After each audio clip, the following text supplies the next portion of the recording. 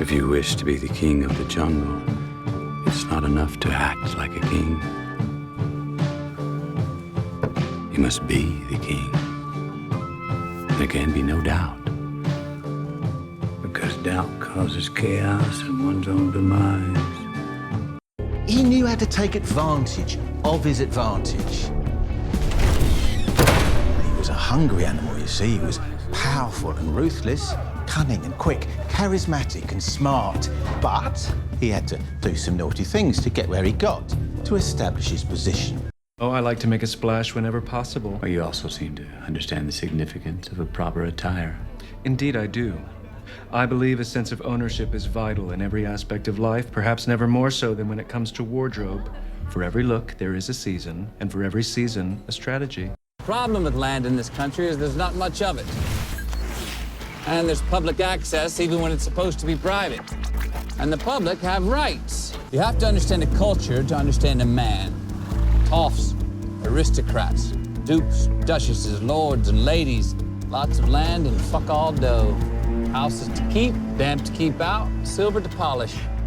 You must remember that cash is very persuasive to the class that got spanked by angry lefties and death duties. If it's such a fat wedge, why don't you keep it?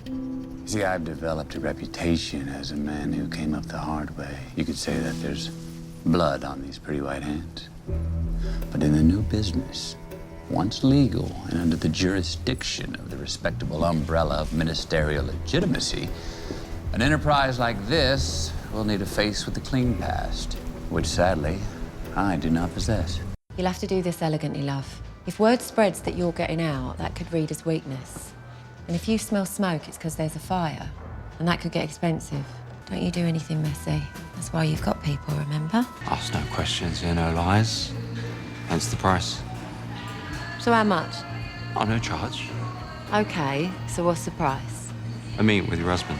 Oh, fuck off. That's not going to happen. That's in his interest. Consider a gesture of goodwill. Because everyone knows that the way to a man's heart is through his wife. I only took this meeting because Roz asked me to. Make sure to never approach her like that again. I meant no disrespect. You're forgetting the laws of the jungle, looking down on me. You best move on before he gets moved on. This is a big fucking number. Oh, this is a big fucking gun. I'm here to help, Michael. I'm your friend, your ally, your Santa Claus for all seasons. And I'd like you to know my team of elves can be very persuasive. Persuasive? And why would I need persuasive? Well, I have effectual friends. Elves? Elves? Yes, you said elves. Did I? No trouble over here, Matthew. No trouble at all. Meaning, no good deed goes unpunished. I work for a man. A powerful man. Anyway, I'm not your shrink. I'm just trying to radiate some positive vibes, man to man. I mean, that's what this puff game used to be all about. Easy, lads. I'm sure you're all road men, gangsters, proper naughty boys, and all that bollocks. But I come in peace. I'm not trying to steal it. I'm trying to buy it. For good money. Honest money. On that note, I'd like to extend my apologies on their behalf. My boys, they're naive, my responsibility. So it's me that should be accountable for their actions. Now, I can return your goods, but I can't return the inconvenience, the time, the fucking headache. And so I offer you my loyalty, my word, my time, until that debt is settled. First of all, I'm gonna need to know how your lads got the information about where our farm was sited, because that's not common knowledge. Once we've overcome that little challenge, then we can talk. Sweet Mary Jane is my vice of choice. Of course, I'm addicted to selling it, not consuming it. I specifically chose to deal in marijuana. You see, my jam, it doesn't kill anyone. And I like that. Should you try and undermine me, or should you attempt to threaten my position again, I will be forced to accept your call to arms. Do you understand? I can see you're feeling somewhat under the weather. It's because I spiked your tea with that nasty little parasitic. You're gonna back the fuck off, and I'm gonna take it all. You will pay me my respect. You've been in this paddling pool for 2 minutes. I've been swimming in the ocean with the sharks for 20 years. I'll tell you how this plays out. You will drown. The market's changed. How so?